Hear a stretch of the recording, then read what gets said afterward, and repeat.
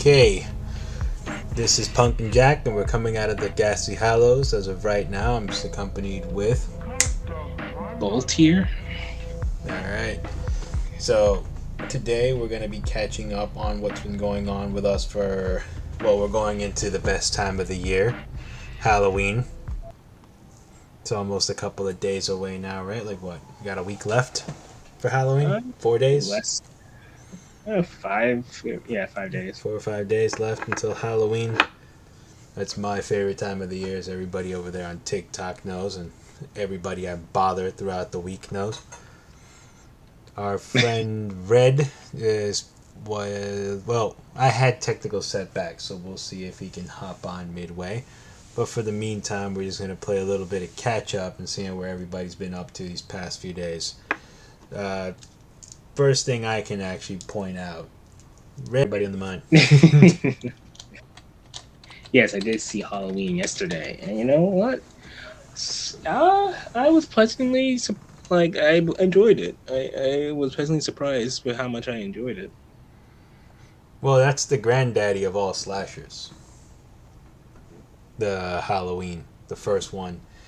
It stands aside, I feel, from the rest of them because there's a different pacing to Halloween, right?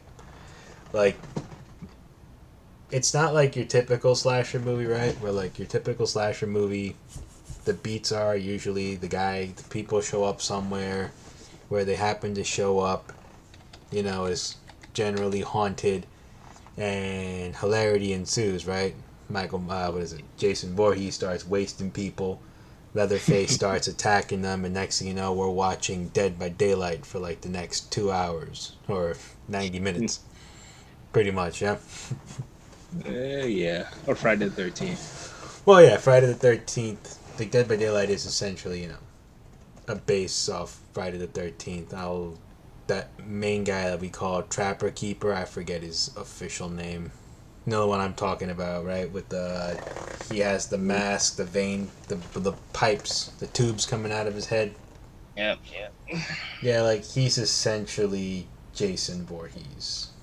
You know, like he has a similar weapons, similar masks, similar everything. But like, Oh yeah, no doubt about that. yeah, like similar everything. Yeah, I see. But yeah, it's like you said, the pacing for Halloween, the first one, in comparison to Friday the 13th, is so much better. It's like it's you have a cohesive like plot thread throughout, and there are probably more funny moments in Halloween than you have in Friday the 13th. Although that's not supposed to be the aim of these films, but I digress. I can count on one hand the amount of funny moments that I found in Friday the 13th versus Halloween. Although it's just like all I know is like you feel the menacing presence of our lovely. It was I'm trying to remember his. Yeah, Michael. I don't know why I'm about to call him Jason. No, Michael Myers. Um, but it's like what I think I failed to miss when I watch in like the first like 5 minutes. It's like I thought I was expecting to see little Michael actually stab his sister to death. You It's like you that's kind of why do. I got tripped up on that. You kind of do though. No, no, you don't. At least in the first film, no. Well, you Maybe see like it if through the POV. yeah, you see it. No, you see him. You see the kid's POV. You see him like wait for the boyfriend to leave. Um, you see him go up the stairs, pick up the mask, and apparently, I might have to go rewatch that scene again. But like, apparently, the sister yells at him annoyingly, and then like he attacks her, and like some other stuff, which I feel like either either the movie didn't like intentionally like it was never in the movie or it's like in a later entry because it So was just basically kind of like a large like flashing. He's walking down the stairs. It was like basically like nothing really happened after he just picks up the mask. So I think what you're thinking of is the beginning of the Rob Zombie version. That's how the Rob Zombie version starts out. Where There's another version. there you see that you actually hang out with young Michael Myers for a while. Like you hang out with him for I guess I think you hang out with him for like the first 30, 40 minutes of that movie. And then it's not too long after like you hang out with him for like what he's like, how he could have like what where the beginning of the horror begins for Michael Myers, and then after that, once you get into what the horror is and how he got started, it then leads into his brain just shuts off and slowly deteriorates away. But you actually do see him stab his sister. You do see him like actually kill the boyfriend, kill the dad guy. They never really say what that guy is in that one. And you get to hang out with him as a little kid for a bit as his mind starts to go, right? I think I was talking about that with Red when he was on one time, where it's like the difference with that one and the other Halloween films is that you get to hang out with him for a bit. Like, you get to see what it would be like if he were a real dude. You know what I mean? Okay. I didn't know there were two different versions of the movie. Well, it's because one is the original classic, right? The 1976 version. 78. 78. And the other one was made in 07. And the 07 one is starring... basically, Rob Zombie made the 07 one. And the 07 one, it's... Some people love it, some people hate it, depending on the version you get, because there's two versions of that one, too. Okay. Yeah. I'm not going to get into that. Hello. Oh, Red's on. Welcome forward. We were talking about Halloween and Michael Myers, because Bolt finally got to see it for the first time. The original or the Rob Zombie one? The original. Oh, hell yeah. Yep. And all is glory. You got It's one of the best movies ever. Yep. Everybody who's tuning in, Red's coming out of the Appalachian Mountains. He's been touring that whole area for like the past month, it feels like now. It was a terrifying experience in the best possible way. But yeah, I'm actually gonna pick your brain in like 2 seconds, because it's funny. Last week, Red hated the suggestion that he got. I mean, Bolt hated the suggestion that he got, and then this week he actually liked Halloween. I'm just gonna ask quickly, what did you like about Halloween? Bolt, this is your cue.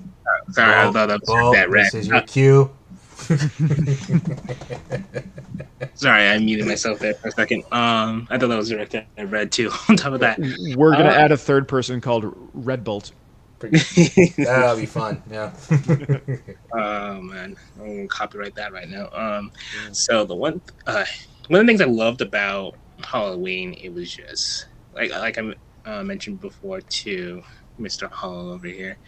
There was an actual scene, like you have a like seamless plot thread, like story set up throughout all Halloween. In comparison to Friday the 13th, there were a lot of things that were very janky, for lack of a better word. It was just like things just happened, which it kind of like I felt like it was when things happened. It was harder for me to feel bad for these teenagers, except for the first teenage girl that unceremoniously gets killed off just for getting a ride to the camp, and it was it when that happened to her, I'm like, wait, why? Like, what's going on here? Just like, why all of a sudden she's like getting rides from strangers, and the second stranger is just like, all right, I'm gonna drive past this camp. She has to literally jump out of a moving vehicle, limp away in vain, and he just gets killed off. And she literally did nothing wrong. She was just trying to show up for work. And it's just like she's never mentioned again, aside from like people say, oh, she was supposed to be the cook. oh, he's not here. It's a shame. Oh well, we'll just cook for ourselves. And then that's it. It's like she deserved better. Meanwhile, all the other kids are doing things that are sin worthy in a movie film. Just either doing drugs, having marital sex, all the typical cliches. And you have the one person that survives is the person that made strip poker. Actually, no, strip monopoly. Yeah, she invented strip monopoly, which was a thing. Yeah, it's like that was something I was genuinely surprised at. Many things in the movie. That was like that was one of the few things that like that actually caught me off guard. Hilarious way. Of course, she's the one that lives. It's just like, of all the people, why? So, just so we're clear, he hated Friday the 13th, but he did like Halloween. The question was, Bolt, what did you like about Halloween? Yeah. Yeah, I did say the plot of Halloween. I like it's more concrete, it's more seamless than Friday the 13th. What I think puts Halloween apart from everything else, and maybe Red can agree with me on this one, Dr. Loomis's monologues really set the tone for that movie. Oh, you mean the second antagonist? Dr. Loomis? Yes, it's weird. He got top billing, but he wasn't as seen as much as other characters in the movie. But his name comes first. I'm just like, this is weird. He barely has any scenes. Well, I thought he had plenty of scenes. I mean, not as much as I thought of like a person that Cowboy is supposed to have. Because it's like you see him driving to try to like facilitate the transfer of Michaels, and he's just like, I wish this guy was dead. I wish this guy was dead. He's evil. Just complaining the whole way. And rightfully so. He was spot on, more than he could have ever known. Mm-hmm. You don't know what death is. And then everyone around him just not doing the job. When they first go to the Myers house and he's telling the police officer about knowing Michael as a child, and he says all I saw in his eyes were evil. It's just like this is a thing that looks like a person. It's just like it's so terrifying. Yeah, just silence, and there's evil in those eyes. It's like when someone offers you a what is it, pyramid scheme. That's what it looks like. He was describing a 6-year-old. Keep in mind, a 6-year-old, and it's like that's a bit harsh. And then he's like, "Oh, I tried like for 15 years. Of those 15, I tried 8 of those years trying to reach him." And then you spent the remaining 7 trying to keep him locked up.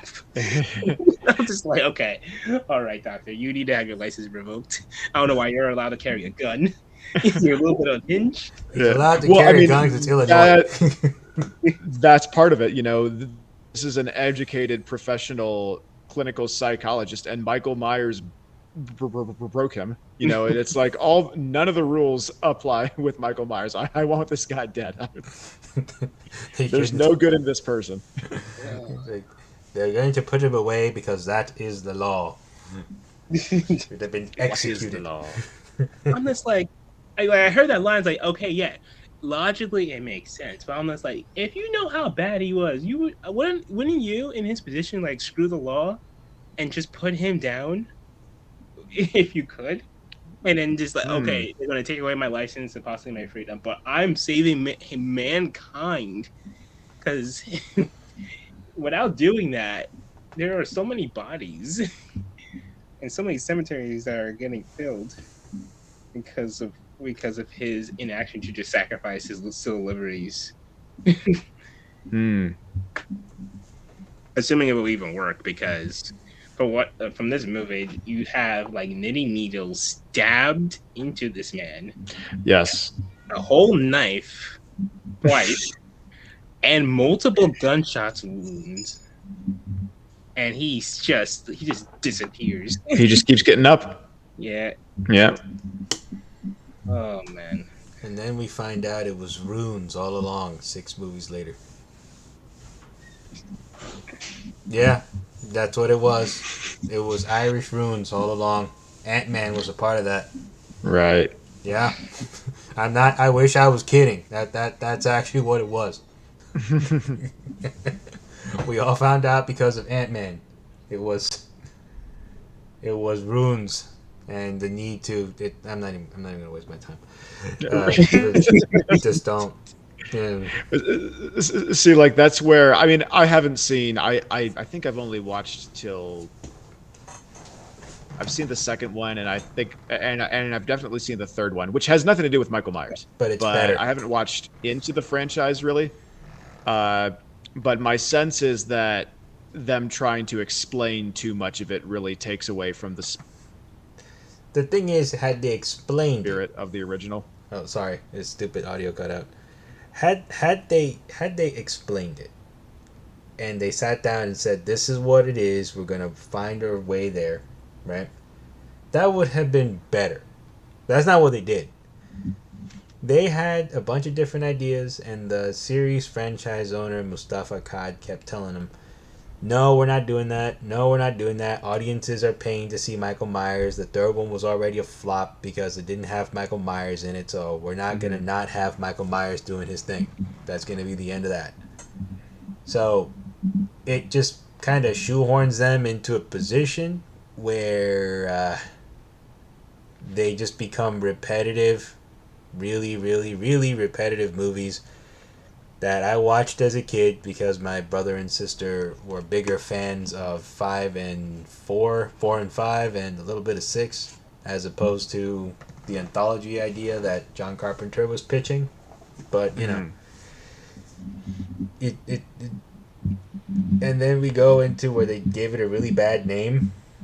They gave it a really bad name 20 years later.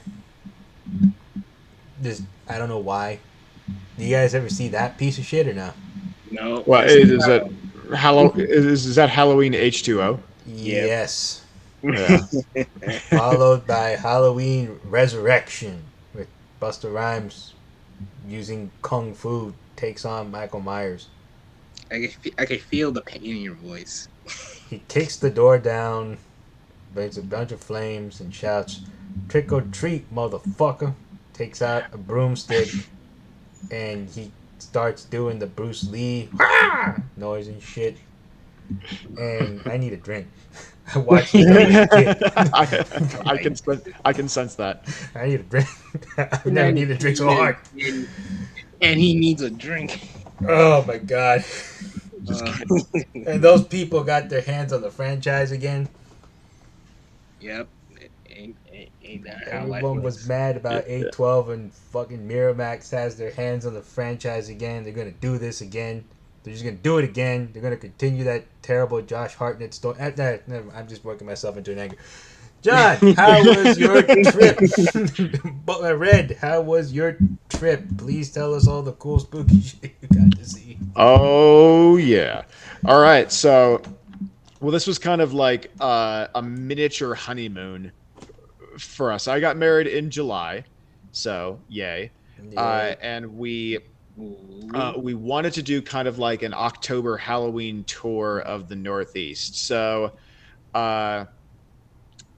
we started with Sleepy Hollow, Nice. which is upstate in Tarrytown. Actually, so Sleepy Hollow was retroactively named. It was originally North Tarrytown, but it's the area where the Legend of Sleepy Hollow takes place.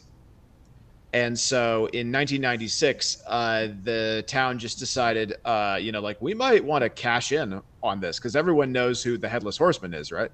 We could do a bunch of Headless Horseman stuff. So they renamed the town from North Tarrytown to Sleepy Hollow.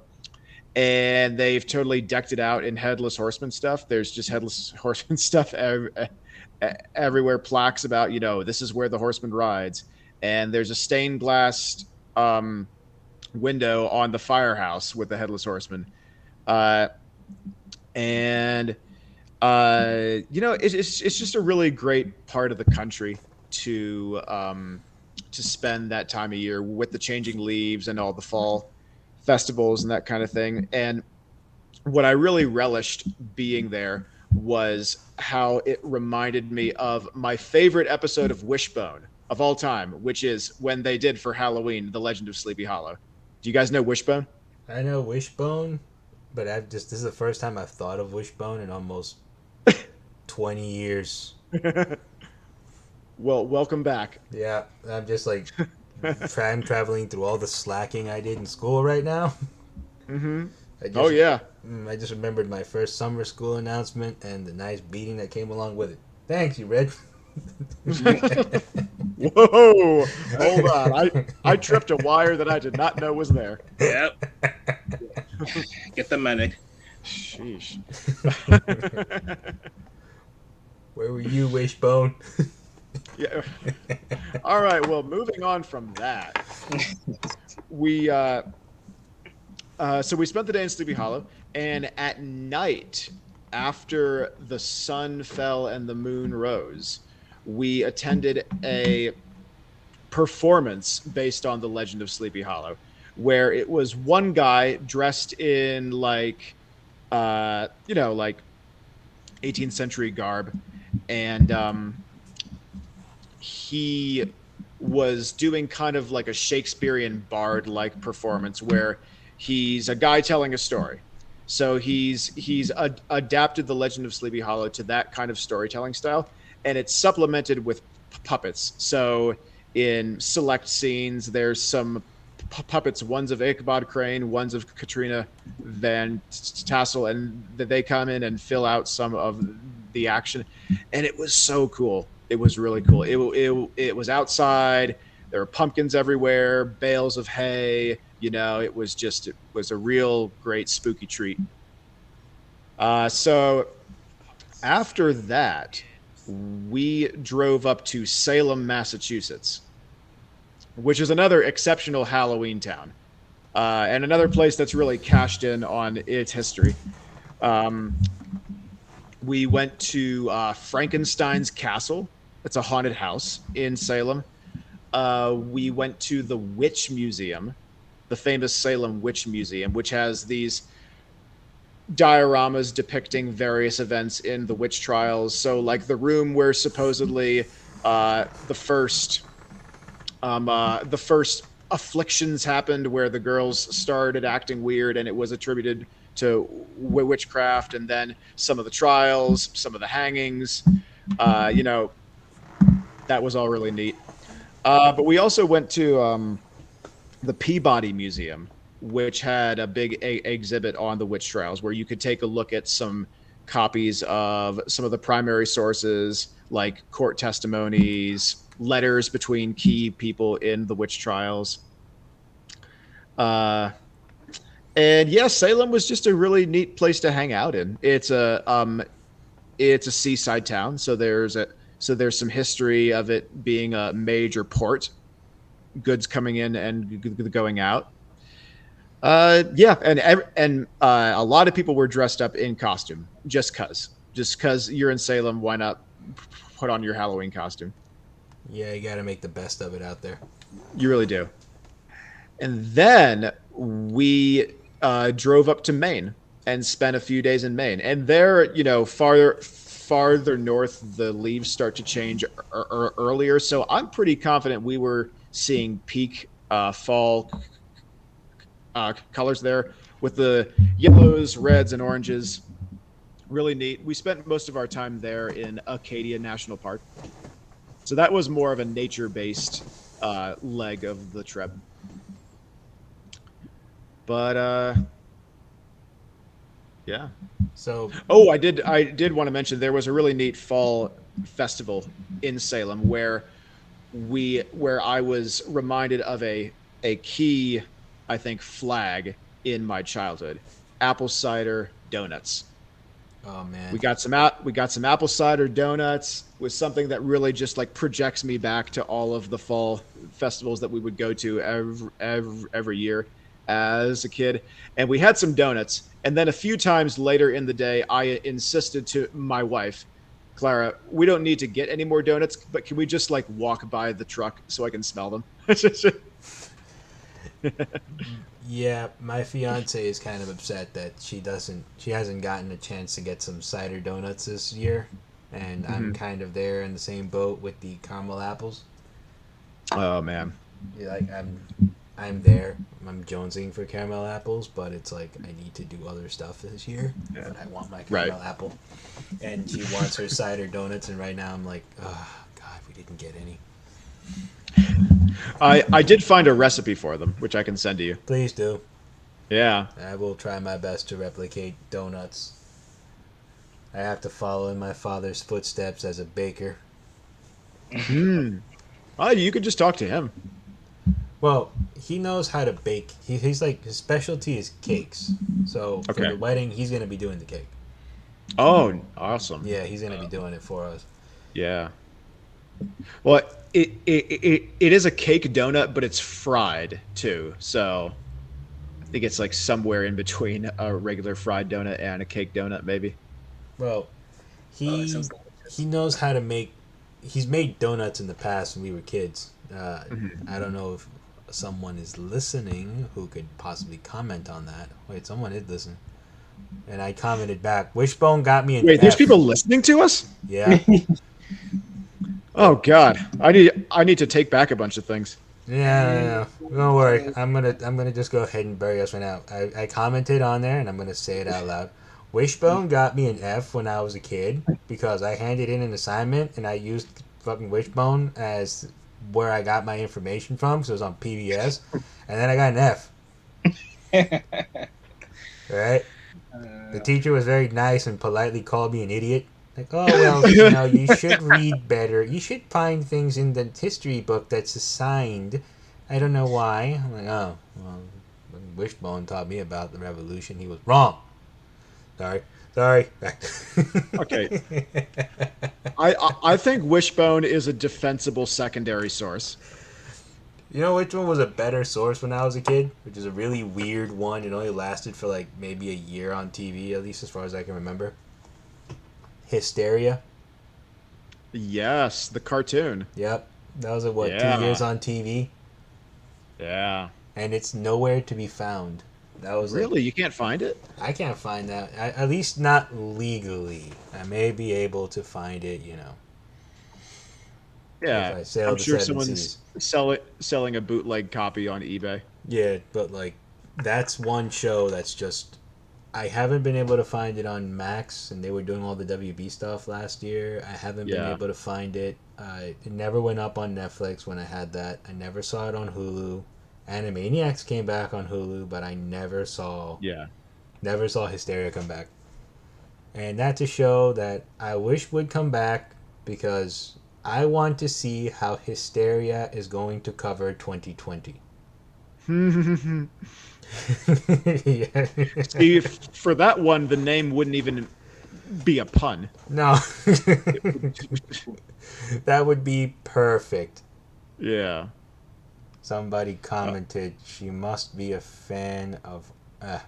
Somebody wants to bring that bullshit in here. Yeah. But anyways, so that was one of those things. Who is this? I'm curious. hmm, W. nice.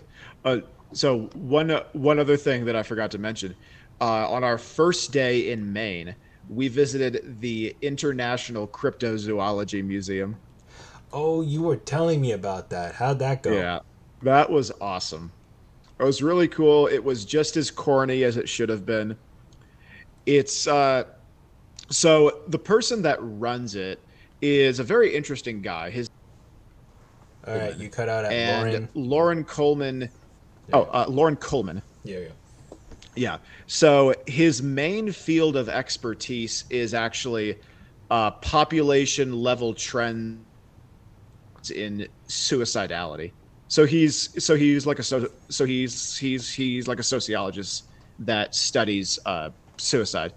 But cryptozoology is like has been a massive hobby of his for decades, and he's probably actually better known for that.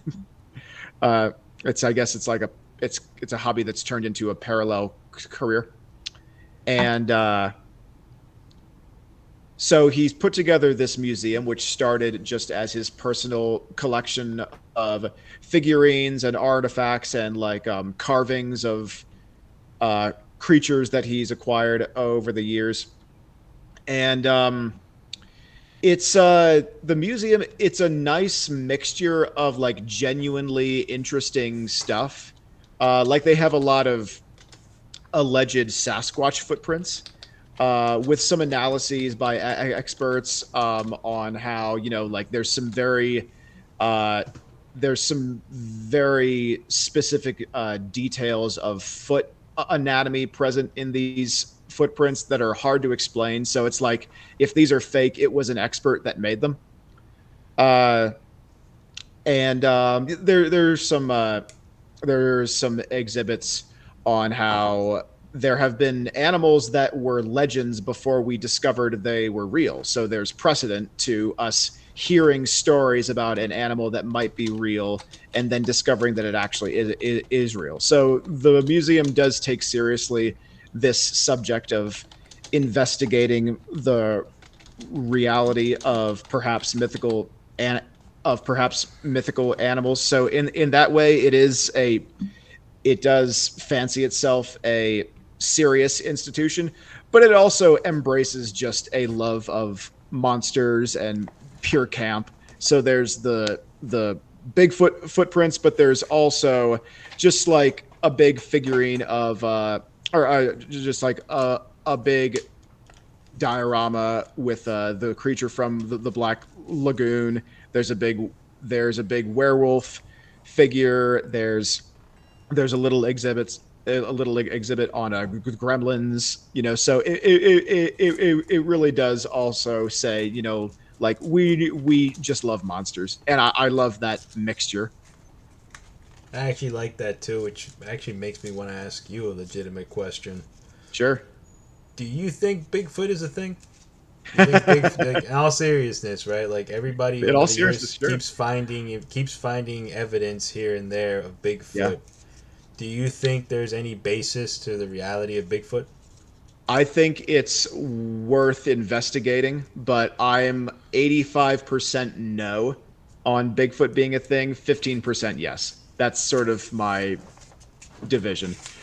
Because, again, the footprints are hard to explain away. Where did they come from? Was it an expert that made them? Um, you know, for some of them, I'm sure. Is it just a coincidence that a fake footprint could somehow appear like a real one? Maybe.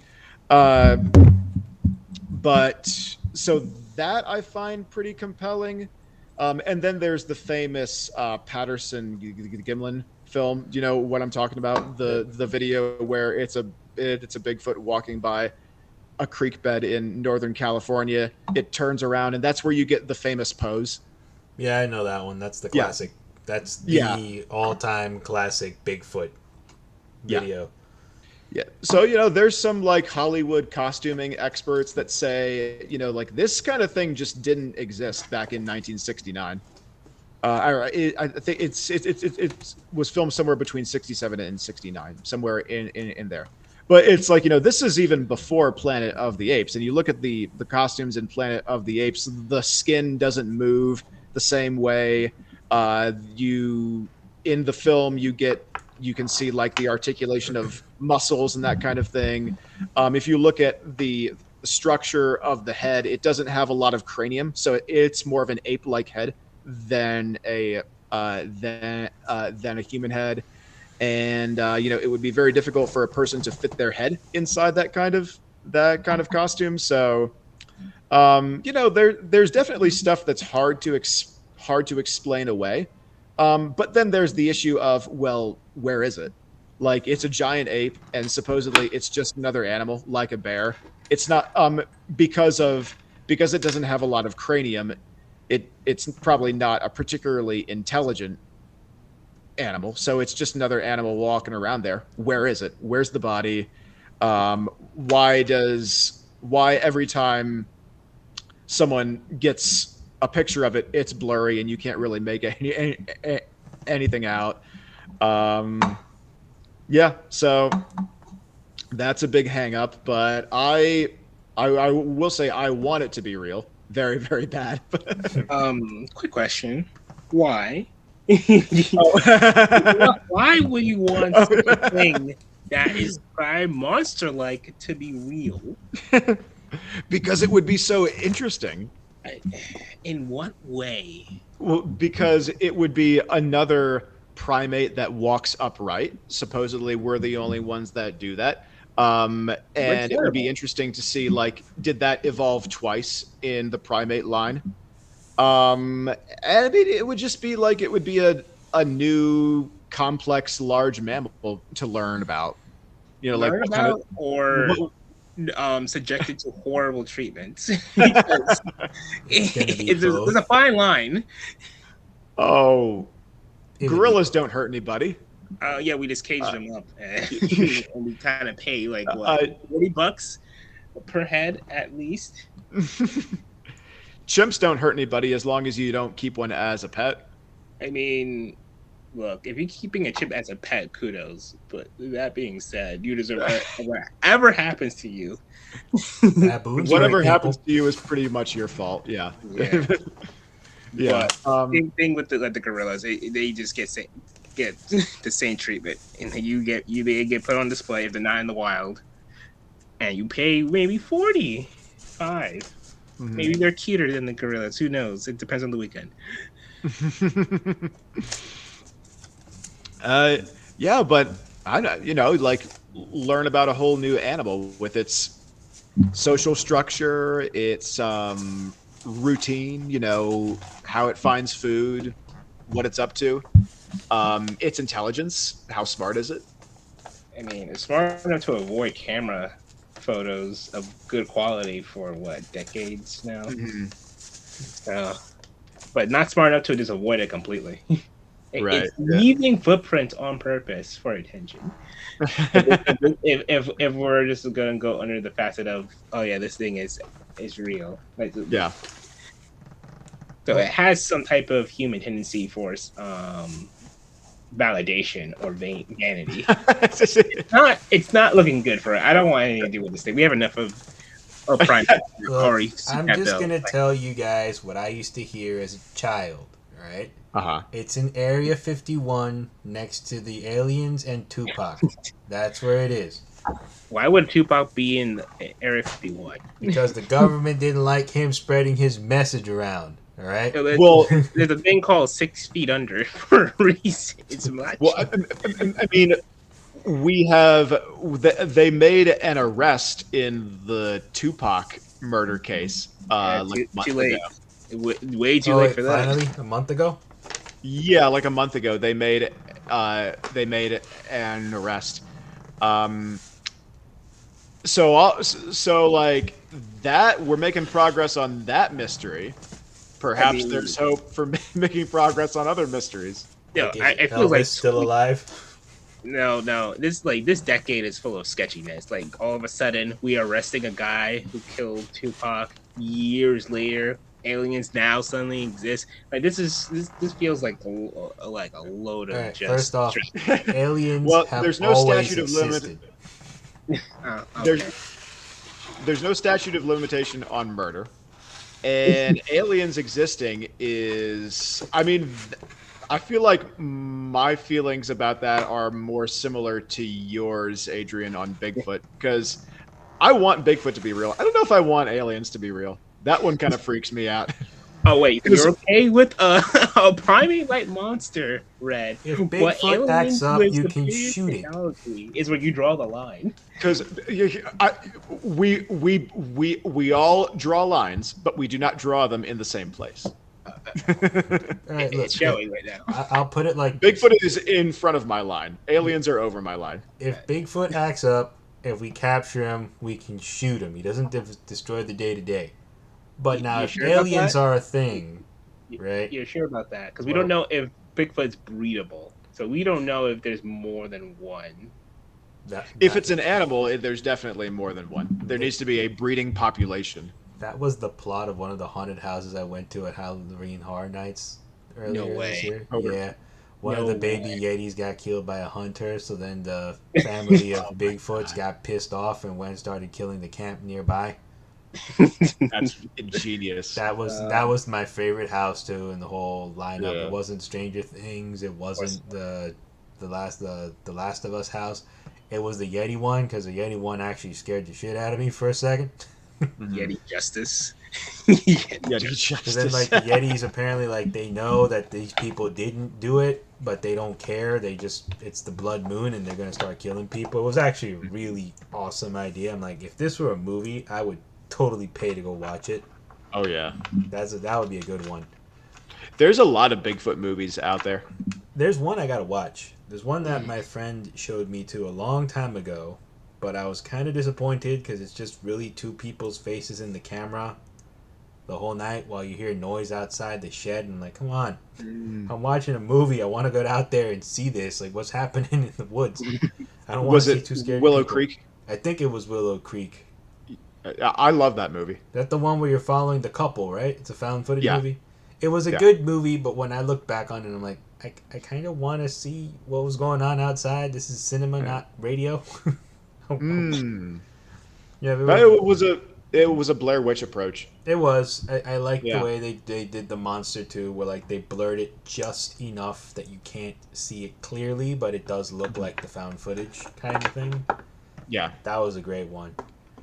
I Yeah. kind of wish our resident cryptoids would get some love up here in the Northeast, but we only got one movie out of ours up here in the Northeast that Mhm. got the Hollywood treatment.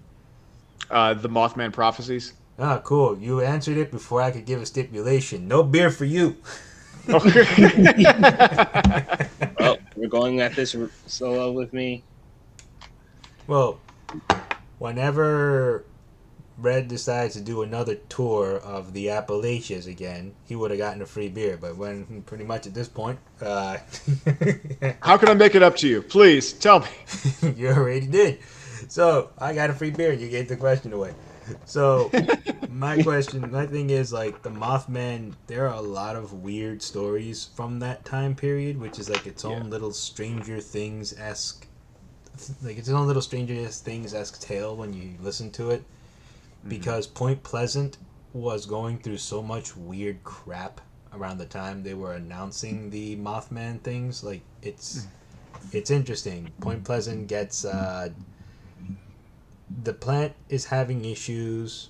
The bridge is no good, and there's like a bunch of other things that are going on with the town. And suddenly, the Mothman comes. The bridge falls under. The Point Pleasant Bridge collapses in Virginia around the time that the Mothman is being seen, leading some people to think was the Mothman nesting under the bridge or something. Right.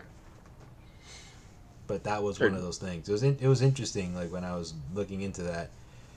Whereas if I had the opportunity, and this is gonna get stolen from me from anybody listening with a creative mind, I would love to make my own kind of story, a la Stranger Things, about the Mothman. Oh yeah. Right? Mothman doesn't get that much coverage in like mainstream because like it wasn't until like I think somewhat recently and through like a different franchise. Funny enough, because I heard of I started to finally hear about Mothman. Guess which franchise? Spider-Man. Nope. Invader Zim. Nope. Not a franchise, but Death by Daylight. I wish. Hmm. Yeah, it was from Yu-Gi-Oh. Funny enough. Oh, interesting. Yu-Gi-Oh. Yeah, Good old Yu-Gi-Oh. I forget which year, but they came out with a series of like mythical creatures like Bigfoot, Loch Ness Monster, a whole lot of them. And Mothman was on the list. I'm like, wait, Mothman? What? This sounds like some like reject like superhero. And I'm just like, I've never heard of Mothman. I'm like, I had to dig a double take. I'm like, oh, this is an actual thing that happened. There was another creature up there. Jersey it's like- Devil. The Jersey Devil, yep. Jersey Devil. Oh yeah, that's another one. That's the other one. That one got one really shitty movie. Like, I mean, it was based off of Jersey. What you expect? I Yeah. mean, no offense to people who love and are from Jersey. I mean, So, about the Mothman, one thing that they had at the Cryptozoology Museum is they would offer like possible more realistic explanations for what people are seeing, and one possibility for Mothman is people were seeing a sandhill crane. So a sandhill crane, um, it's a large bird. It's probably like maybe about 4.5 feet tall, the the large ones, and they travel in these really large flocks during migration. And some birds get lost, and they show up in places where people don't normally see them. And so, if you see a crane in Point Pleasant, you're like, "What the heck is going on?" And one important thing to note on that is that they have red eyes. So in your classic image of Mothman, it's this big, dark, winged thing with red eyes. You know, and in the dark, maybe people's imaginations start to go wild. They see this large bird-like thing that they've never seen before with red eyes, and it's like, oh my gosh, it's a monster. So yeah, maybe. all right. Somebody just Funny- chimed in. Sorry. Yeah, Morley Gray has brought up an Oh. interesting fact about That's- Mothman being featured in Monster Romance. So we're gonna What? give Of course. we're gonna give a little bit of background to this. yeah. I'm gonna give you Halloween for real right now. Armenian. Our friend Morally Gray reviews edits very specific type of romance novels, right? They are of the smut variety. You know what that word means? I know you're a bit younger than us for the term smut. Yes, I know what the word slut means. I'm not. So we're going to subject you now to some of the horrors that, So- well, Red and I have had to put up with, not put up, experience and learn about. I wasn't ready to sit down and give Bolt the smut talk. We should have talked about this. We should. Oh, well, life Oh, just see, comes at you from many different ways, and so does All right. smut. I mean, I knew the day was coming, so I guess if not now, when? Oh my goodness, go on. Well, I mean, I'm pretty sure that's what Shrek said in that one that you showed us. If anybody remember that one.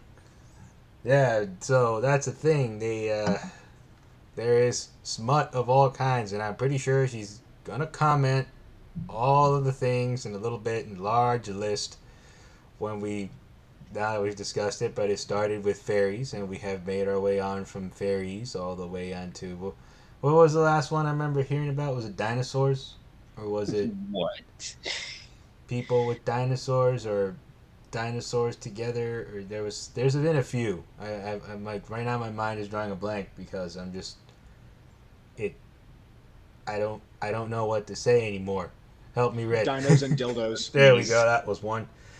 And you name it, there are people out there that are writing about it. Eskimos and the abominable snowmen and yetis, and that actually brings us to one of the things we're going to talk about today. People hooking up with werewolves and shit. It's a What? It's a thing.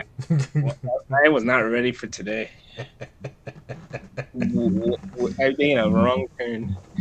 You made a wrong turn. Yeah, welcome to the Ghastly Hallows. Yeah. This is the scariest place on the planet. We don't shy from horrible things here. We know one guy that reads smut for wrestling, and now we know another guy who also reads cryptoid smut. What's next?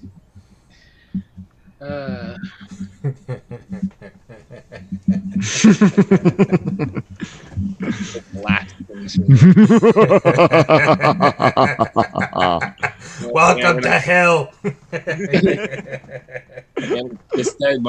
Have all the donuts in the world. Now I'm horrified and hungry. Thanks. For some people, that's both.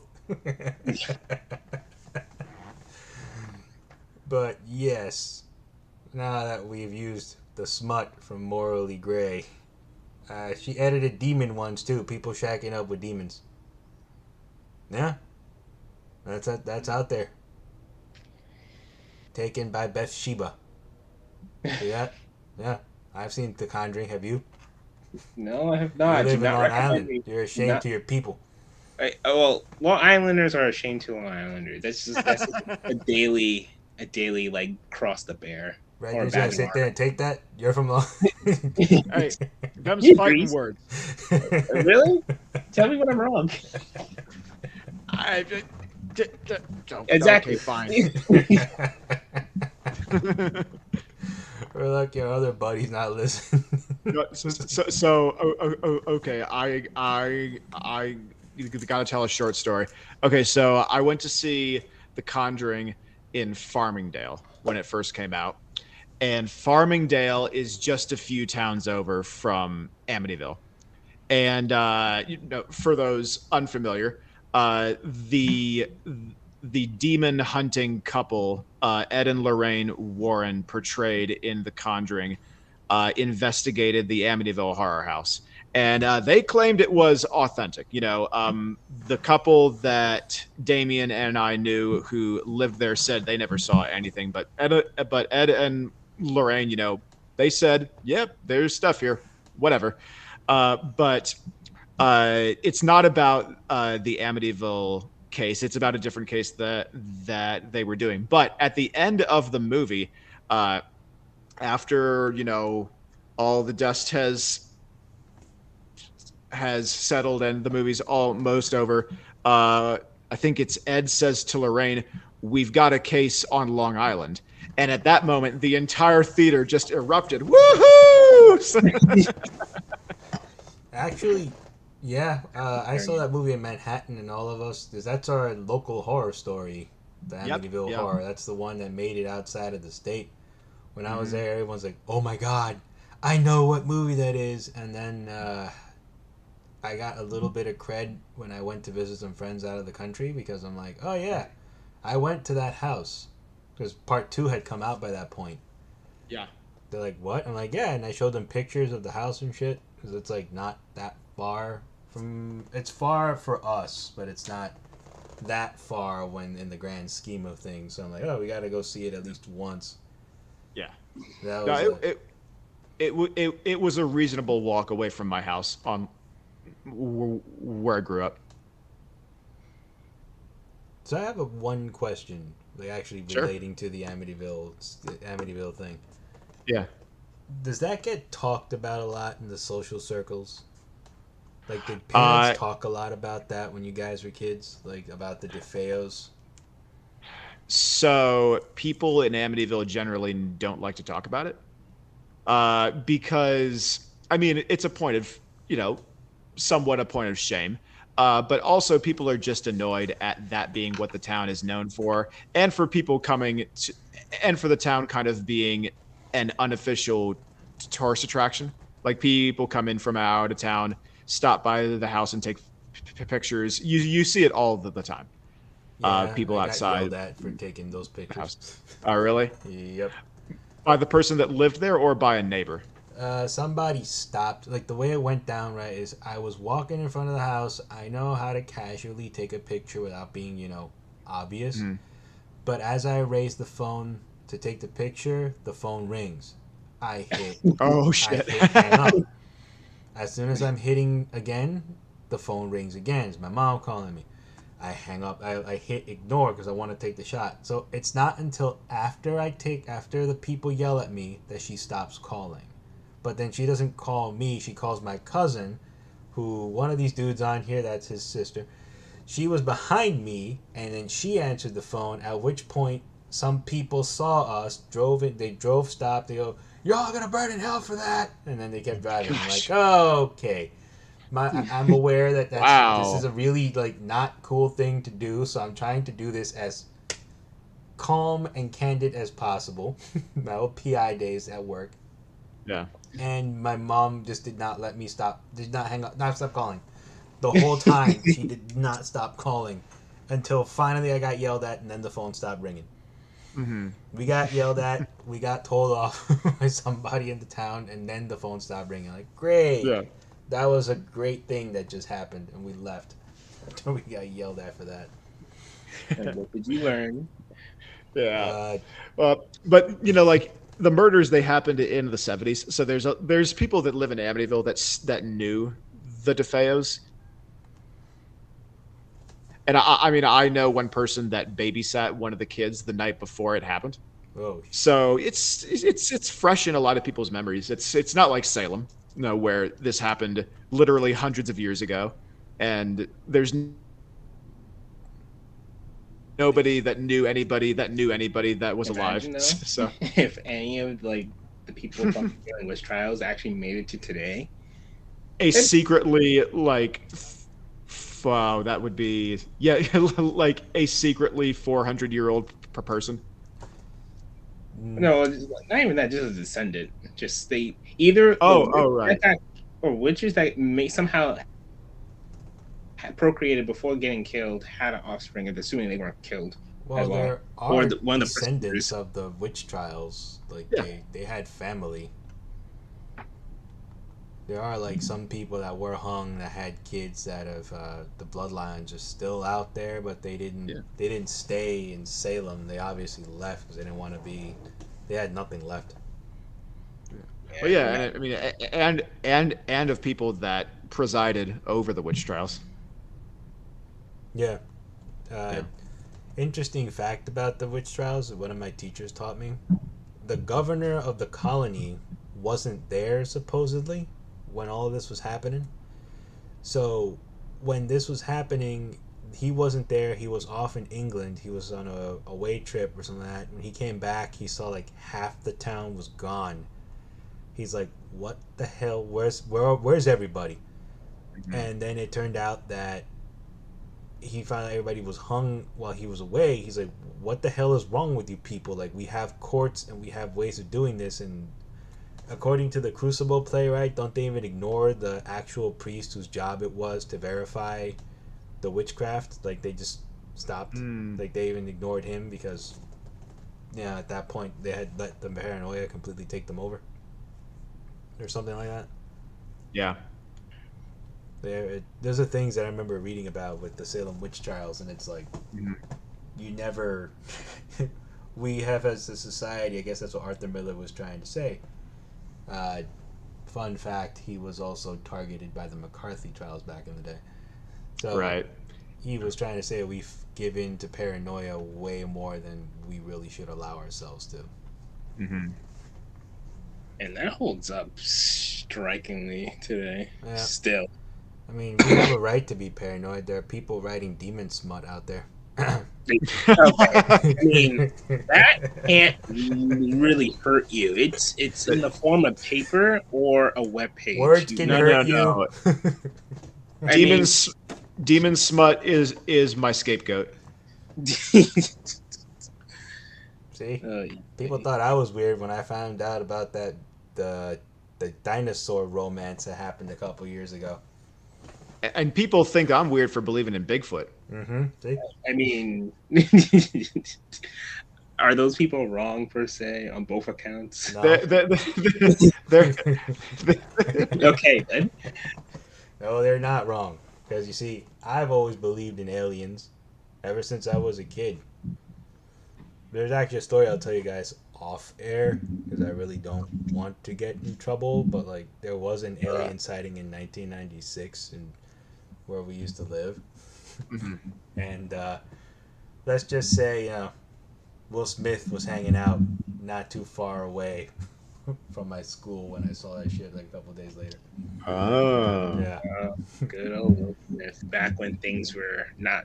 back when he was cool, back before Wasn't he rapping around that time? he was rapping, and the other rapper was still alive that supposedly proposed to his wife. Oh my goodness. That video got 1,500 hits on TikTok. That was hilarious. I don't know if I showed that one to you, Red, the one where I mixed the Scream 2 with Scary Movie. Oh no. Yeah, I'll send you that one in a bit. Yeah. I'm proud of that one. That was the easiest edit ever. I'm like ashamed of myself. It was too easy, but it was just I couldn't resist. Everybody's just been talking about this thing for like the past month now, and I said F it. Oh wait, not let me not send it. Sometimes that's all you got to say. Yep. Yeah, I sent it to both chats. I have the one with our friend who's listening. But yeah, so I've always believed that aliens were a thing.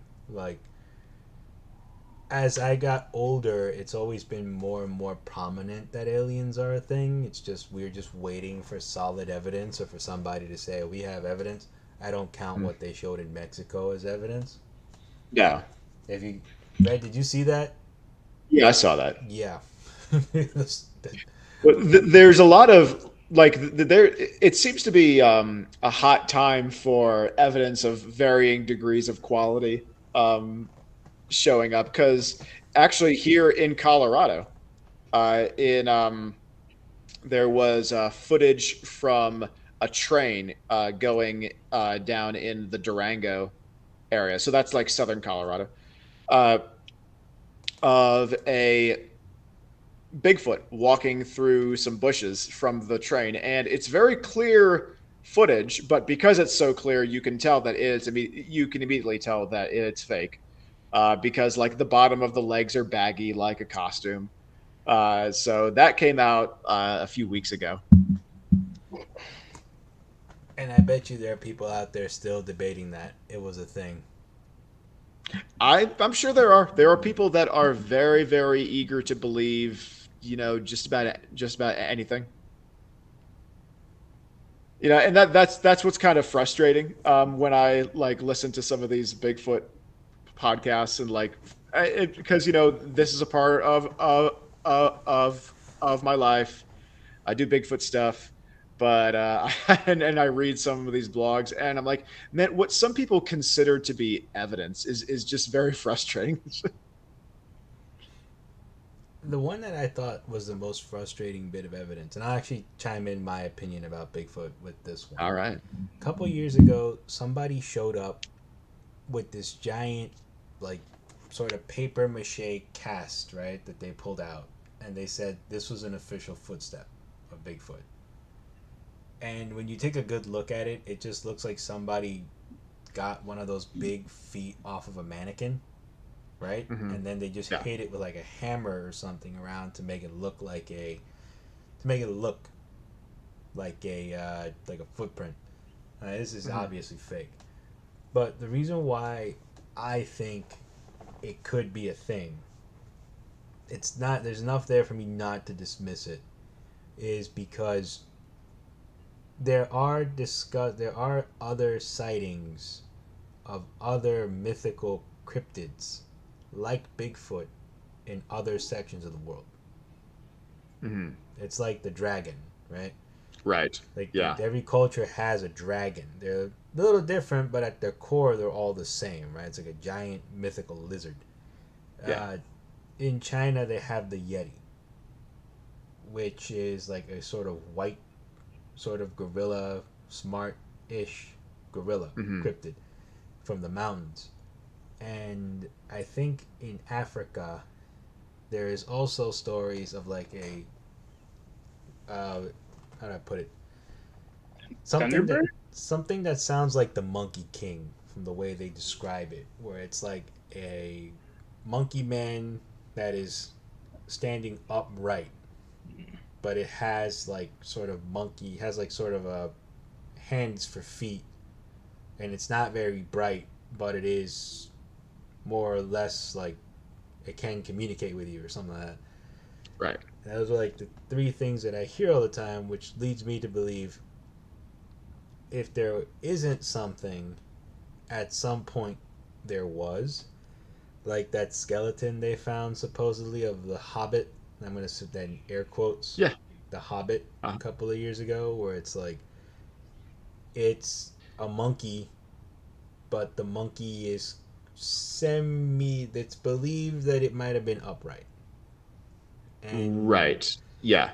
Yes. So that's that was in Indonesia, and that's a human species. That's Homo floresiensis. All right, so you know the one I'm talking about, right? Yeah, Yeah, yeah. yeah. I saw the special one time on TV, and then I'm like, okay, so that to me says, and then I that there's other links that we haven't discovered yet.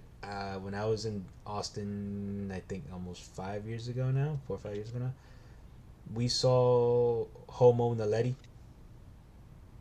which is right before I think right after the Neanderthal, right between like Neanderthal, Homo. What's the one that comes before Homo sapien? Um, so at one point in history, there were a lot of different human species, but think so. Uh, so like Neanderthals aren't ancestors. I mean, well, some of us do have Neanderthal DNA, um, but it's in like the tree of human life. You had human species that existed at the same time. So with the hobbits, with the Neanderthals, and I do think that Homo erectus did coexist for a short time. So you might be thinking of Homo erectus. Well, when I was there, they showed something about Homo naledi, and what was Okay. interesting was Homo naledi uh, was actually burying its dead, Okay. and Yeah. they showed like a replica of the cave that they found the skeletons inside, where it's not easy to get into, and even for them it was dangerous as all shit. But they found that these skeletons were buried in a very organized fashion. Like Hmm. whoever was like whatever they did was they feel that this might have been the first time that something was able to determine emotion, right? Because up until then, when something died, you kind of made sure to take it somewhere, put it away. Like whenever something dies in any animal group, right? Like they kind of leave the dead behind because they know that's going to attract a predator, so they walk Hmm. away. In this case, Homo naledi, what they were doing was, I guess that they had attached some kind of importance to this creature. They Hmm. were going into a cave. They were very tight dive. That's why I think it took so long to find out. Like you need to be 90 pounds to Yeah. get through this hole. I think the main researcher actually lost weight specifically to get in. Yeah, to That's get what I in. heard. Yeah, Yeah, yeah. and like these things are there's like a pattern more or less, not a very elaborate pattern, but there's a pattern nonetheless of how these people or how these things were buried, and that makes archaeologists believe, hey, is it possible that these were the first time that they felt the dedication and the devotion to actually bury someone with a Right. type of ritual? Like what if this was something that they did? Like this is the first time potentially in the history of honoring the dead, you know? Whereas Hmm. up until then, it wasn't like this is they said it, there's a lot of effort that goes into this even for them, Right. and if they have like a quarter of the brain power that we do, they use that brain power at their max to go ahead and do this. So what if, right, and this is me putting on the tinfoil hat, what if there are caves where those things rode out until ancient times? Because people don't really think about it, but didn't civilization encounter the woolly mammoth? Oh yeah. Yeah, like civilizations encountered Sure. the woolly mammoth. Civilizations encountered the saber-toothed tiger. Hmm. Civilizations saw Some civilizations might have been able to see Venus as a blue star in the sky. That's how long humans have been on the planet. Like it doesn't sound that long, but it's been long. Who knows if when these things were being documented that they probably saw them. Those things were a little smarter than your average gorilla, and they said, "Oh, those things have big metal things on them. Nah, I'm out of here." Off they go into the mountain. They're not hostile. And then imagination fills in the rest. Sure. Right? Like these are stories that might be being passed on by grandpa all the way. Because Oh yeah. yeah, like grandpa passes it on, then dad tells you the story, and then you tell the story, but you're not getting 100% of the story. Maybe you know you see the kid you're telling to is bored, so you make up a few things. But as time goes by, those things you made up get turned into facts, and now we have a myth. So maybe the stories are based on something that was at one point real. That's what I think. Yeah, there's one hypothesis I've heard about where the Yeti comes from is, is that the people that live in the Himalayas now in Tibet and Nepal, where the Yeti supposedly lurks, those folks came from more Southeast Asia, so like Indonesia area, and coming up, and so in Indonesia, I think that's where they came from. But there, you have orangutans, which is a real ape that people see, and maybe there was the stories about orangutans traveled with the culture as they went into the Himalayas, and that's where the stories about the Yetis come from. Because there's no known non-human primate in the Himalayas. That actually makes sense. Yeah. That makes a lot more sense than they take brides in the woods and they kidnap people out of their tents. Yeah, yeah, which is the more sparing explanation, right? Yeah. Yeah, it's a little more marketable, sadly enough. It is more marketable, but it is a little less fun. It's a little less fun Sure. when you think about it. Because if you go up to the woods in California, are you thinking, I might get attacked by a giant furry monster and nobody's going to find me? It's not even cool enough that I can tell people how I went down.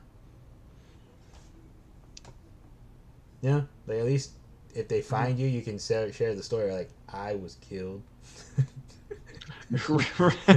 Yeah, like know. nobody has a great story about how they were killed. Maybe in the, um, uh, maybe afterwards, but Yeah, it's one of those things, right? Like, well, if they find you, they won't know, that it was something big and bad that got you. It was just like, oh yeah, it was a mountain lion. Unless it leaves some key evidence and people think to look for it. But you know how it goes. Sure. Chief Wiggum isn't gonna look for it. Chief Wiggum's just gonna be like, oh, yeah. If anybody asks, I beat him to death. Huh. Looks like the work of a poodle, boys. Mm-hmm. So our order is to shoot all the mummies. That was my favorite episode. Shoot all the mummies. Or one of our friends' favorites, which was a topic last week, the orcas rebelling and killing everybody. Come on, everybody. Oh, you talked about that last week? Oh yes, my gosh. You're welcome to chime in and give us your opinion on that one. Oh, that's one of my favorite ones. We talked about the fact that, orcas are actually sinking ships off the coast of Spain and Portugal. Yeah, it's kind of coming true. Yeah, it's kind of. The dolphins are helping them now. Yeah. But yeah, that's just something I'm not my gonna favorite let go. my favorite line from that is when Homer is riling up the crowd to finally go up against the dolphins. He says, "We've wiped out entire species before. We could do it again." Yep. And then 2 seconds later, the edit. Well, you got to give it to those dolphins. They just wanted it more. they just wanted it more. I'm the fast food worker with his head falling into Homer's lap. Anything to get out of work. Oh God! You know what? Well, next time we're playing Dead by Daylight, I have to steal this joke. Gar, the dolphins are coming back. And only this old sea dog knows how to. I'm thinking which killer that would work best with. I have to figure So out. that one I think is in season 11. Um, and as our friend pointed out, the Treehouse of Horrors stayed good longer than the main series, Sometimes that's all I would tune in and watch. right? Yep. And I remember the last one I watched live for the Treehouse of Horror. It was 2015. Hmm. It was the one with the freaks, which we talked about last week too. Believe it or not, this Todd Browning is apparently excommunicated from Hollywood because of freaks. I don't know if you ever saw that movie. The original, like the Yep. real old one. The Oh yeah. real old one. Yep, he was excommunicated from Hollywood for that one. What was their objection? He used actual people with You were ailments, actual, and it right? was Okay. actually it was for the people at the time, it was way too heavy. So they really did not like that movie, and they felt that it was an unsafe. They really just went at him for very outdated reasons why they went at him. Right. But ultimately, they went at him, and then he was blacklisted for a while. Uh, that's why you never hear about Todd Browning after that happened. Mm-hmm. You hear about him when they do Freaks. Then after Freaks, people were really annoyed by that movie. It was actually banned for a really long time. Uh, it would be unearthed at some point in the 50s, I think. And then Mm-hmm. once it was like shown again to the public, it was still not necessarily fully loved. It just had more issues behind it. Like it's a really weird long road with that one. But Mm-hmm. over time, like I didn't understand until like years later that it was because at that time people really weren't ready for that kind of thing. Right. They just were not prepared for what he was gonna show them. Like Mm-hmm. it, you gotta remember early movies, early cinema. There's a good guy, there's a bad guy, and that's about it. Sure. You know? And there were, yeah, and I mean, there were like explicit standards about that kind of thing. Yeah, there were, and like the Yeah. standards were you're either a good guy or a bad guy, or you know, we don't really feel we don't think idiots are gonna understand your movie unless you make it so that they understand. And that's essentially what happened with Freaks. Like, I don't know if you've seen it or not. You've seen it. You said you saw it, right? Like the whole Yeah. idea Oh of yeah. I've yeah, seen it. Yeah. like in today's standards, we know who are the good guys, who are the bad guys. But in Mhm. their standard, no, like it wasn't a thing yet for people to see to want to side with the sideshow attractions. You know, Yes. it Yeah. wasn't a thing. Yeah. Because for most of the movie, uh, uh, you sympathize with them, Yeah, but then towards the end, they do become objects of horror, and that's a pretty jarring shift. that's actually the jarring shift. Because and Yeah. apparently there's even an alternate ending. I didn't know this. I think I did know about this. I Yeah. The alternate ending is they kill her, and it's a more somber ending, right? Like the head guy is thankful for the freaks for stepping up for him, and it's kind of implied, yeah, like Oh yes. Well, I think there was I wasn't it that there was the ending they had to put on to get the movie distributed, and then there was the director's cut. yeah, and Is the it director's that kind of cut deal? Yeah. ending I think is like really tough to find because they really didn't want that Yeah. original Well, ending. I think in the director's cut, they don't kill her. They make her into a freak. Yeah, they They mutilate her, don't deform they? her. Yeah. They Yes. mutilate her, Well, or and they turn her into kind of a chicken creature. yeah, and Yeah. they mutilated her. Well, Spoilers. well, Sorry. and the circus head, the ringmaster, he's not pissed about it. He's like, well, she should have known better. But You're right. and the one I saw, he's like, I couldn't control them. Like, I thought they were just gonna stop her and call it a day. I didn't think they were gonna become savages. And the little lady does die in the original cut. She dies in the original cut. They ended it so that she doesn't die Oh, right. Okay. in the theatrical release, but in the original cut, she doesn't make it. That's what pisses them off even more. She successfully kills one of their own.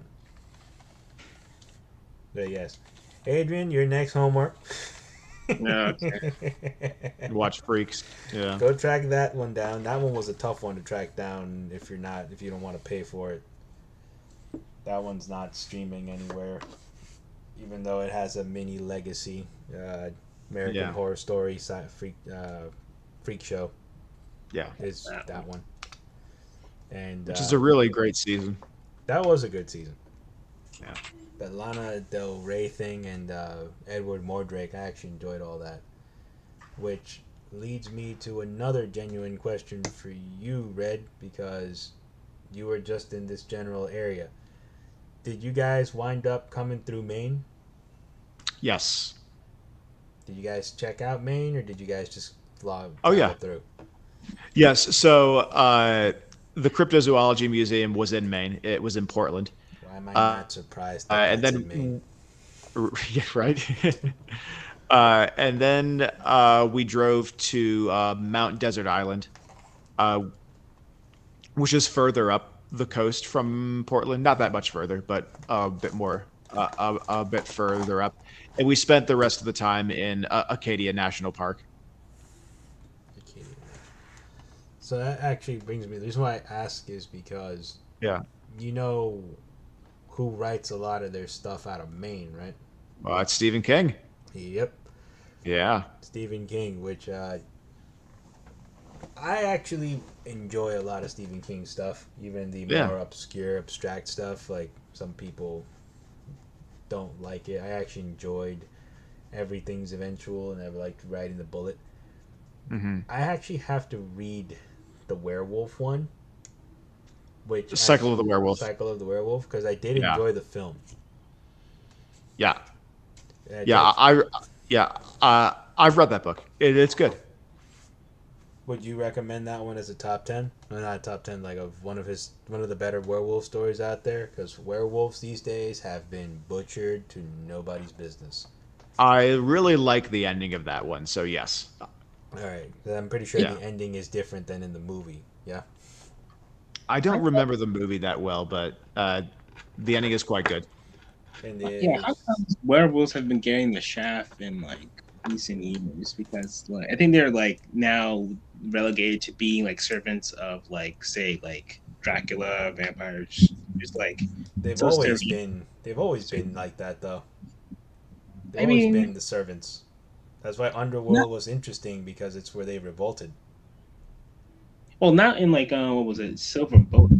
Yeah. Well, Silver Bullet, it's its own thing. That's all they're dealing with is the werewolf. But I mean, traditionally, a werewolf is just a lone monster that is compelled to kill, and then when the full moon rises, and then when the full moon goes down, he just turns back into a person. Yeah, he's not. Right? Yeah, he's not. So, to my understanding, the original story that everybody knows from Hollywood is they're cursed. They walk the earth, feeding on people during the full moon. They can't control their rage during the full moon, and they can only be stopped with silver, right? I think silver has something to do with Christianity. That's the only thing that can stop them. So they have to either be stabbed by silver, or in the future, as far as we know, they get shot with a silver bullet. Right. The stories are usually told from two ways. Either it's a mystery that they're trying to figure out through most of the film, who's who is it, or the other side of it is you're walking around with the guy who has the curse, and he's trying to figure out what happens, like how to either get rid of it or what to do before the next full moon, and he's forced to kill again.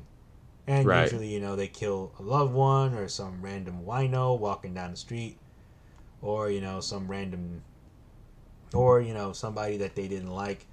Then now with the wolf powers, they go and they settle business, right? It's usually like those are like the top two stories. I mean, like that I usually see from werewolves. The other one that I've seen, I, the other one that I've seen is prepubescent loser gets bitten by one, and now he uses this to go fight vampires who are not vampires. They're just things that glow. That's one, and that became very popular of a thing of vampires hooking up with werewolves. That just became a thing. The other one is that is just also very common is the werewolf will come and live in the swamp or in the forest or something, and he will be this ragged, rugged Jason Momoa-esque tribesman or whatever. And I can't even continue. It's just but those are the ones that I've usually encountered, and it's like we should leave them alone. They're minding their own business. My favorite version of the story is the first two, which is either you're following the guy around before he kills again, or you're following the mystery around, which I think was cool about Silver Bullet, because you're following the mystery. You're following the mystery of who could it be in a small town. That's what that actually was what I think Stephen King does the best in my book. It was a similar thing with Salem's Lot. It's like it's like what happens with the drama in the small town when these things are happening. Which I'll also say again, I've said it before. Without Stephen King, there is no Stranger Things. Yeah. I was just thinking that. Like, it's very fascinating, right? Like, I don't know if you got the list that I showed you. Like, one day, if I'm ever driving through Maine, I'm probably gonna check some of those places out. But when I was pitching the story pitching it, because I have to pitch horror movies around here if I want to watch them. If I want to watch them, like I have to pitch them to my wonderful darling fiance, who absolutely hates horror, yet she's marrying me. So I don't know why, but she somehow was like, "I'll marry you, Vincent Price." So as I'm going through this, as I explained it to her, she stops me. She's like, "This sounds familiar." I'm like, "Well," I said, "that's how a lot of Stephen King movies are." She's like, "What do you?" I'm like, "She's really?" I go, "Yeah, because in a lot of the movies that I've always seen, werewolves came from various myths to Zeus turning into a lycan as a wolf as punishment, and Nordic folklore, also Scottish myths as a wolver." Yes, there's like different versions of it, which I'm actually going to go into mix that with cryptos in a second, because I heard an actual crypto file when I was in school. I read one from New York, believe it or not, with that one. But I'll finish up the Stephen King thought first. So that one, what I always told people was, what's interesting is kids in my book are always paying attention to shit more than adults are.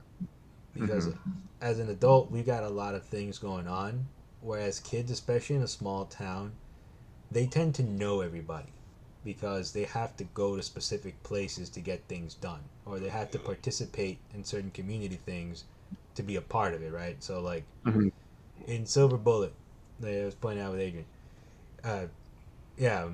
my friend Adrian Bolt knows them. They're pretty cool. So when we were watching that, there's a very interesting point where the way she's looking for the monster, right, is through the cans, because the kid got the firecracker off in his eye. And it's like, well, yeah, she is actually most likely going to be able to figure who it is, because she has to go through the whole town because she's a little kid. She's a teenager. She's going to be doing the thing for working, right? The collecting cans. Whereas an adult is never going to figure that out. The adult doesn't know how to connect two and two together because they're not really aware of what's happening. And when you try to tell an adult, we're always, and then I'm going to be guilty of this too, we don't care because we have a lot of other crap going on. You know, like I'm saying this straightforward. My niece and nephew live out of town. I'm like Uncle Red. if my nephew calls me telling me that the priest is a werewolf, my response is, and what the hell do you expect me to do about it? All right. Oh. Well, I mean, to be fair, he actually did stuff.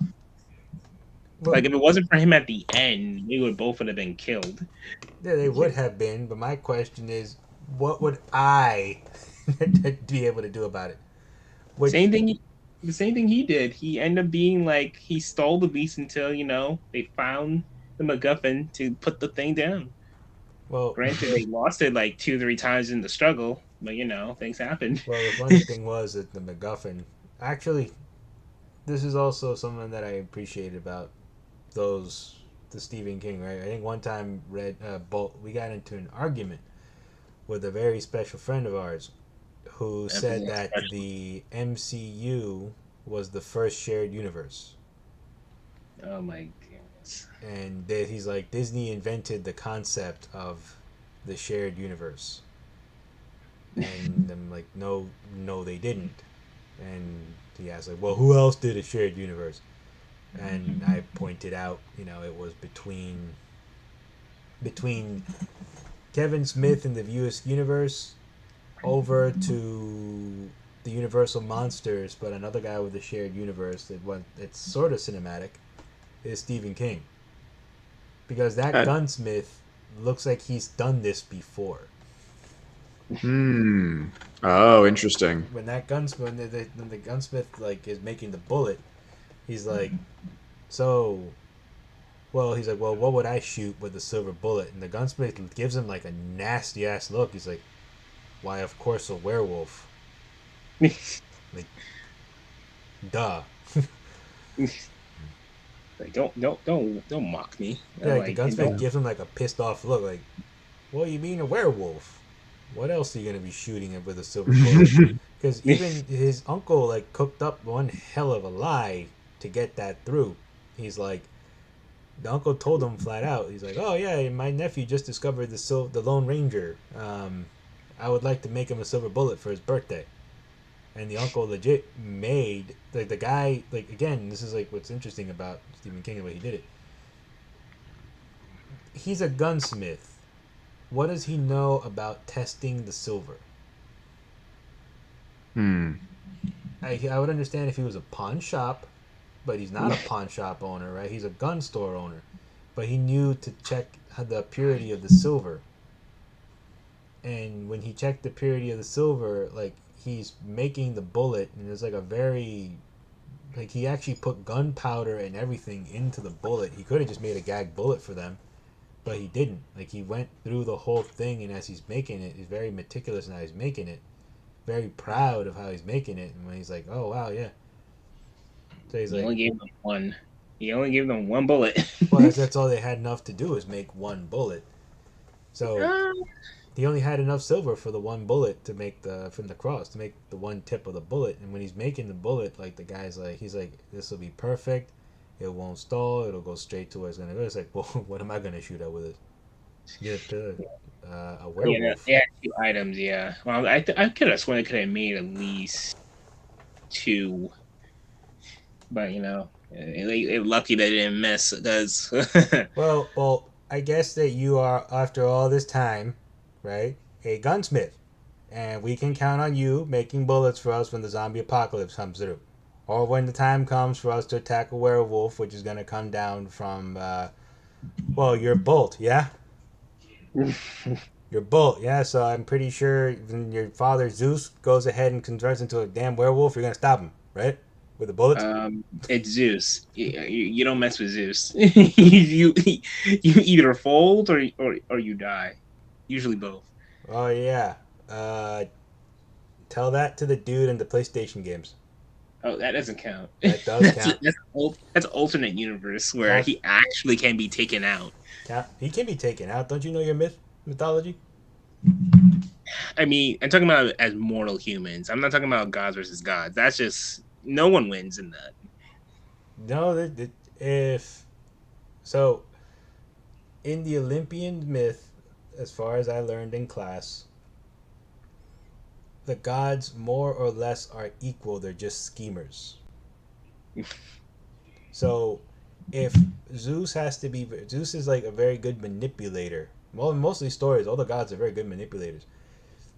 They keep a tight ship by manipulation. But if two or three or four of them oppose, they can easily take one another out. No problem. That's why they all stay in their realms and they don't mess with each other until they do their grand councils in most of the stories. They're all like family in a real way, not like the Vin Diesel creepy way.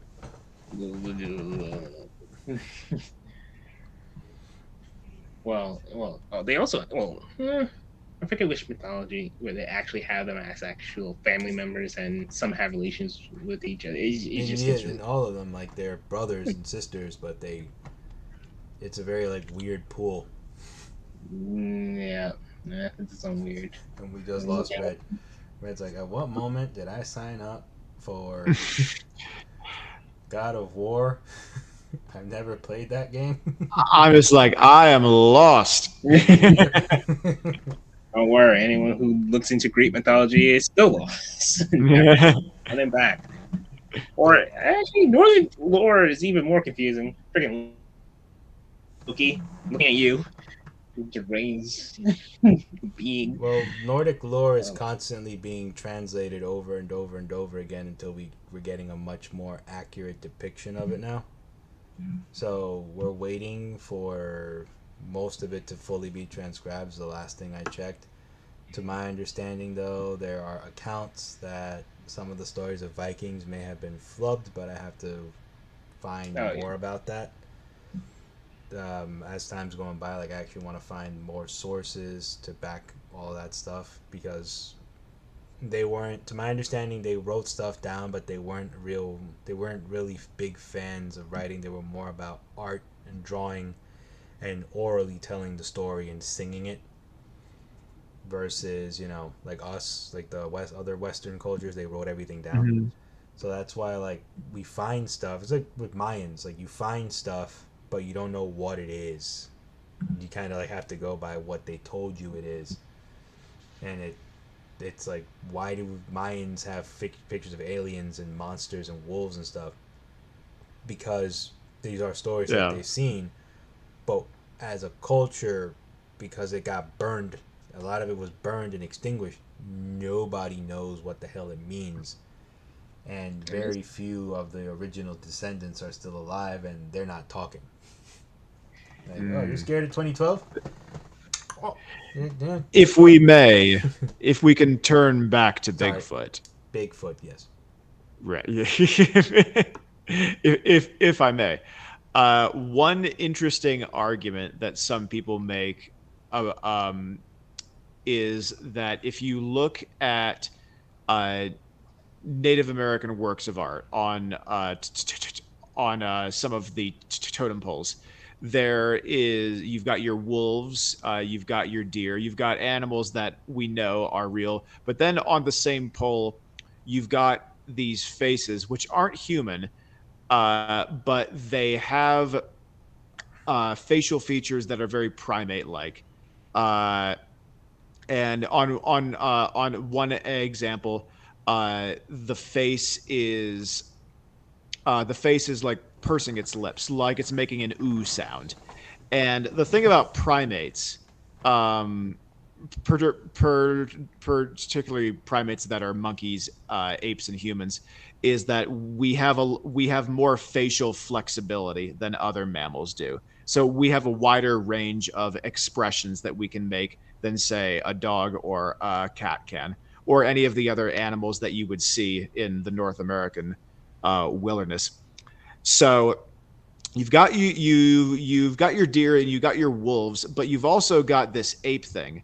Now there are now this is North America. All of the known non-human primates in the Americas are down in Mexico and South America, or Central and South and South America. So presumably none of these people that made this artwork have ever seen a monkey. So how do they know what it looks like? Well, it kind of goes back to what I was saying before. Mm-hmm. Like, I, it could have been a thing they saw. You know. Yeah, and the argument is that that thing is Bigfoot. I'm not making that argument. I am reporting that some people make that argument. Though I will admit I do find it interesting, and I'm tempted to find it compelling. I mean, it goes back to again though. Like to me, that's a compelling argument, and that's Mhm. also to that point, right? Chances are, we might have seen them as a Mhm. species. I mean, we might have seen Yeah. these things back in a time when we were getting out of being in the wilderness. Like you probably have better vocabulary than I do, you guys, both of you guys. What is that time when we're pretty much living off of the wild as a culture before we become before not we were over Um. before we start establishing towns and agriculture and all that stuff. Oh, Oh. You know what I mean? Like that sweet Well, spot. there's like pre-agricultural ways of living, like what hunter gatherers live. Is that what you mean? Yes, like for example, Yeah. there is a time right where like people, especially like tribes, they're living in villages. They have small huts, right? Mhm. Yeah. And those huts, they kind of set them all together. They gather around the fire and everything. They tell their stories and they draw on the giant sheets and everything. But they're not super nomadic. Like they know that this is the land that they hunt. They have a small village Yeah. and a hut to go back to. There is a town there, and some of them they even know like, hey, look, we don't have to grow it. We can just go find it, and we'll probably Yeah. find this growing over there. In that time frame, those folks may have seen it. Those folks may have seen something like that that says, hey, yeah, we saw. And again, these things may not have been hostile. And I'll actually say why, if it were a thing, why it's not hostile. Hmm. If it were hostile, that guy would have brought himself home a corpse that day, and we wouldn't be looking at the footage. We would have been looking at the guy with the camera. We would have been looking at the corpse he brought home. Because wasn't he like hunting or hiking or something? The guy who took that footage in the 60s. So it was two guys that they were actually wrapping up a Bigfoot expedition. So they had purposefully went out to search for Sasquatch, and towards the end of their expedition, that's when they supposedly found this thing. So they weren't armed.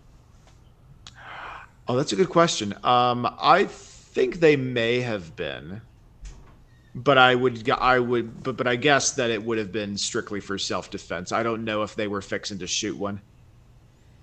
Well, again, if they were hostile, I think they would have shot it.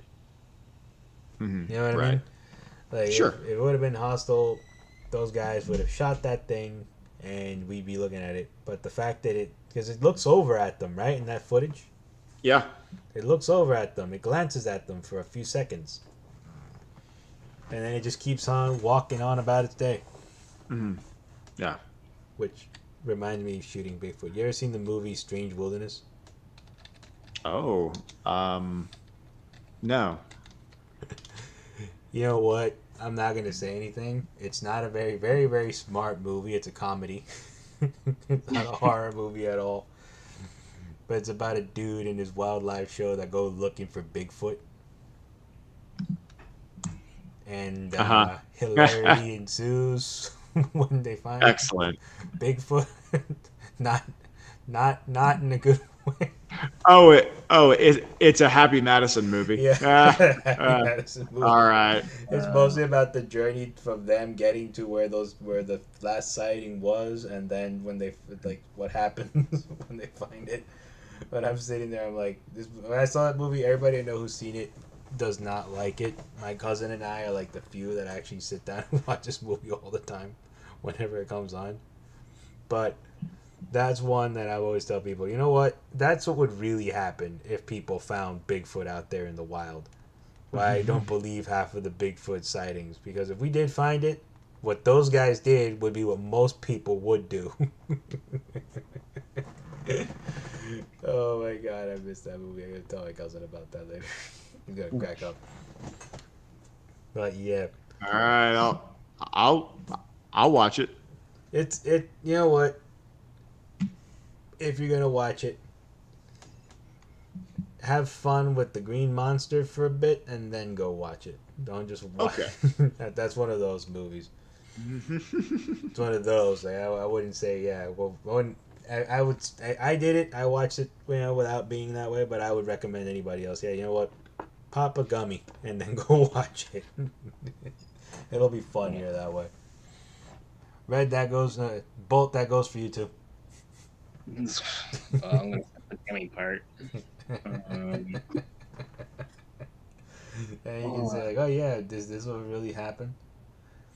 But no. So actually, let me tell you about what I was talking about before with Bigfoot. So when I was in college, I found a file. Right, I don't know if this shit was legitimate or not, but I found a file about that. Like the way it was labeled was uh, Schenectady Wolfman, Oh. and because it took place near Schenectady. It wasn't like at the time. This was like in olden times. This was This wasn't like the guy who was writing it seemed like he was typing it off of something that was written in like script or whatever. So it's like a rough translation I read typed in a sort of like a big binder file thing that I found right in the library one time. So the story went like this, which is really interesting. It sounds like a regular horror movie. It's It's like the last cycle of the month, right? I read this file like 15 years ago, but it always sticks with me. Uh, Last cycle of the month, it's a full moon. That night it's gonna be a full moon. So the guy goes. They don't have a name for him. They just call him John something. But like it was like the name. The last name was based on a dog. So one of the neighbor's dogs or whatever from the guy who was writing it. So this guy shows up to the precinct and he says, I'm the guy responsible for the animal mutilations in the area for like the past 3 days. I killed this guy's cow. I killed these chickens in the coop. And I'm going to be very honest with you. I feel like I'm up for it. And I feel like I'm strong to take out a human. So before I do any harm to myself or to anybody else, I am requesting that you lock me up. So the constable looks at him and is like, what the fuck? No, we don't just throw people in for the night to sleep. Vagrants always come here with some stupid story, wanting to sleep the night because it's gonna be cold tonight. And no, we're not letting you sleep here. He's like, I am begging you, please lock me up. They said no. So he walks outside, looks at one of the guards, and he swings him across the face. He almost like he breaks the guy's jaw, whatever he swung at him. At that point, they beat him up, but they don't lock him up. They just beat him up. So he says it again. He gets up. Apparently, like what was strange was he got beaten up by like 3 officers, quote unquote officers, 3 guards. He got back up without a problem after being beaten and walked into this place where they were selling drinks or whatever and threw drinks and started causing a menace. Then they locked him up. But because, they kind of saw what he was doing, right before the sun went down, they're like, we need to round up more drunks. You're taking up space. You haven't done anything. Get out of here. So the guy ultimately, what he does is he refuses to leave the cell and they lock him up. So later on in the middle of the night, as they empty out people, like your drunk has passed, go home. This guy is just there by himself. He just refuses to leave. And they're like, we're not going to deal with you. We'll get you out in the morning. Fine. Just stay there. It's empty out anyway. The guy whose job it was, right, basically, the guy whose job it was to watch him, sees, okay, this shit is empty. Nobody's here. It's a quiet night. he looks over at the prisoner. He's like, "Hey, you still sleeping in there?" The guy's like, "Guy doesn't make any noise." He looks over. He did look like he was sleeping. He had a hat over his head. He's like, "All right, fine." He bolted the door shut. He did that extra thing, where you bring the lever down, right? And he locked it. So like, all right, so there's no way this guy can get out of here. It's all fine. He's like, I'm gonna go home. The next guy can handle this. He has a bucket there. He's fine. They come back the next day, and the bars from the window had been pushed out through the brick, and the guy was nowhere to be found.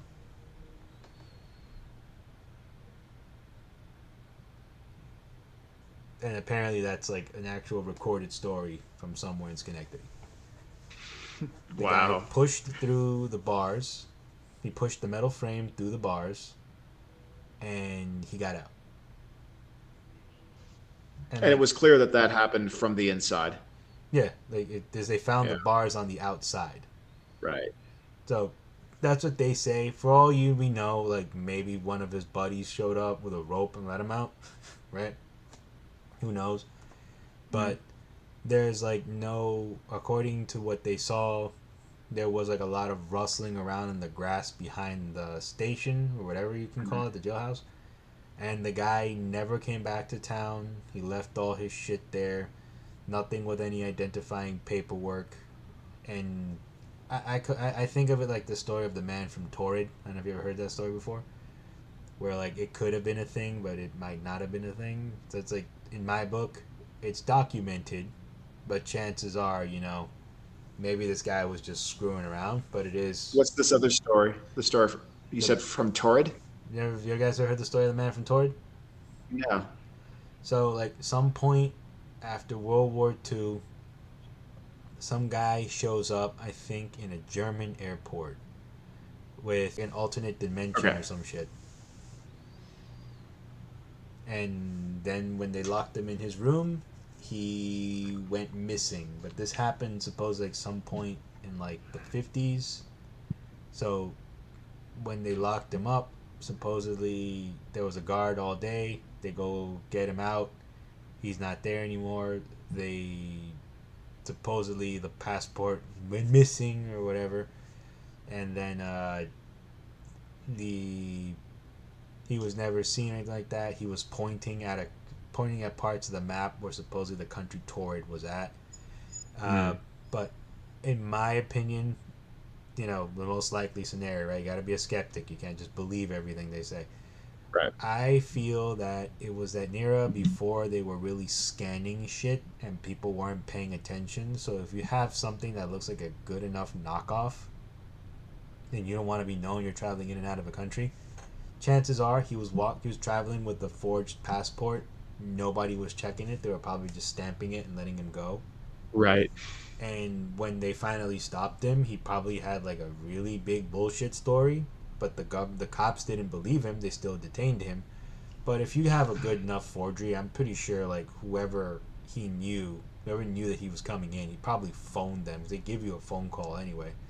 He probably called someone and said they're gonna put me over here in detention. They probably helped them escape. Right. But it is like, it's recognized as one of those stories as like people from alternate dimensions. It's that one. The children from Woolpit. The green children from Woolpit. That's another one. Kids from an alternate dimension. Hey, Red, have you ever heard these stories? You ever heard these stories, Red? One of them was in... I have not. One of them was in Assassin's Creed Valhalla. The green children. Green children from Woolpit. Yep. They were from the land of St. Martin, which was always in twilight. Green twilight. They were green skinned. That one actually has documentation too, where it's like they found these kids that have green skin, right? Two kids, a boy and a girl. The boy died not too long after, and the girl survived. And the girl only ever said that she remembers that there was a land of endless twilight and that the skies were green or whatever. And she went in a cave one day with her brother, and then she came out on the other side. And they would only eat things that were green because that's where everything was, where they came from. Over the years, some historians think that because of where they were, they might have been pagan children. Oh, interesting. Mm-hmm. They might have been pagan children, and the green skin may have just been, you know, some. To my understanding, some of the what do you from I forget what they're called, but the English pagans, what were they called?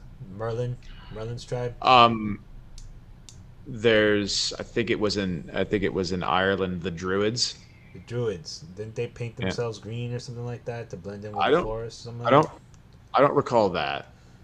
Like they believe it might have been like some tribe, Druid-ish tribe that they might have Mhm. belonged to. That might have been like the last of their kind. Because at that point too, when this happens, like England is pretty much moving into unifying itself. So they probably figured, you know, these kids are probably just from.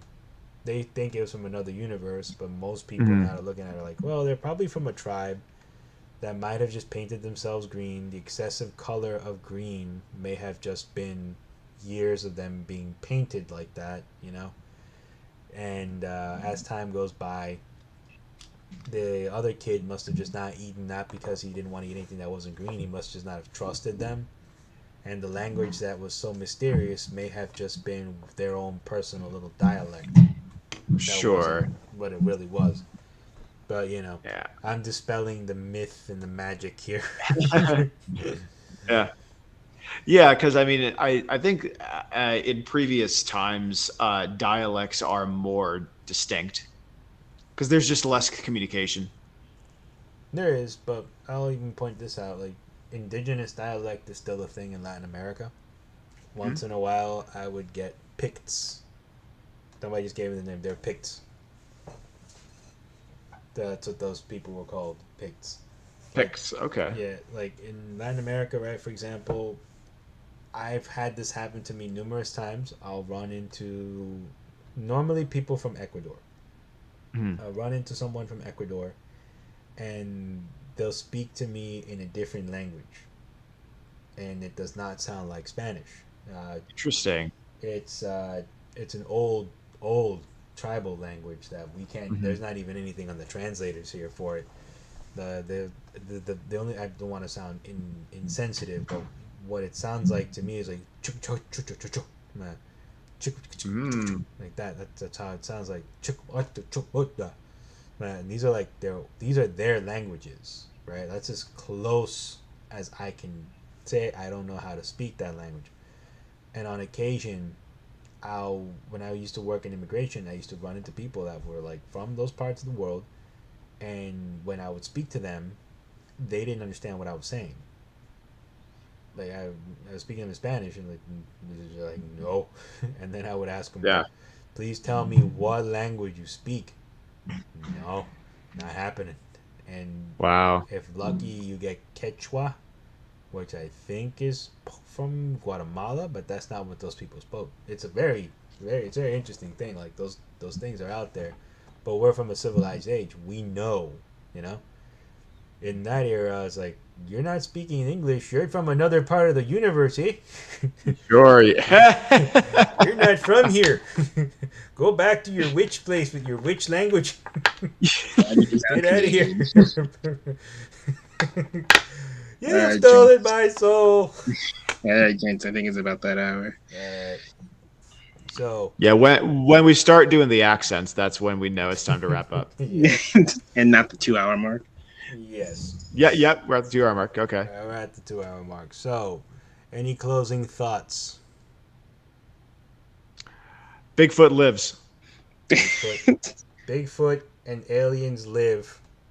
And that's the line where I stay on. Allegedly. Allegedly. You know what? Allegedly, the Meg lives, and I found more evidence that's a thing too. Yeah? And I'm still fine with that. If you say so. Your Just so thoughts, you know, Bolt? nowhere safe. Sky's not safe. Land's not safe. Sea's not safe. Space is polluted. And I guess that's why you don't want Bigfoot to be real, because in that book, the ocean isn't safe. Absolutely. I mean, the ocean is never safe, but you know. I mean, land is never safe. My bad. It is that time. I'm like knocking Yeah, out. we have many drivers. Find my play out music. Alrighty. All right, everybody. So this has been the Ghastly Hallows. Nice to have everybody back again. Hopefully, we can come back next week with something a little. Well, I've been liking our off the cuff thing. It's been Yeah. yeah, I've been digging it. It's actually pretty fun. Yeah, we'll try it. Yeah, If we want to do something more structured, we can try that too. yeah, we can try a structure. Yeah. But And yeah, for those listening, or even right now or after the fact, feel free to leave your thoughts below in the comments. Yep. Definitely love to hear your guys' voices. Yep. Please feel free to talk to us more and share about the smut. That was we need to educate Red on that. And whatever you do, please don't leave any more comments about Arn Anderson and the evil people over at the WWE. They're monsters, real monsters. And you know, one time we talked horrific and horrifying. Those people are horrific and disgusting, and I hate them. There goes that one. And on that note, I will sign us out. This is the Ghastly Hallows. Have a good one. Take care. Goodbye.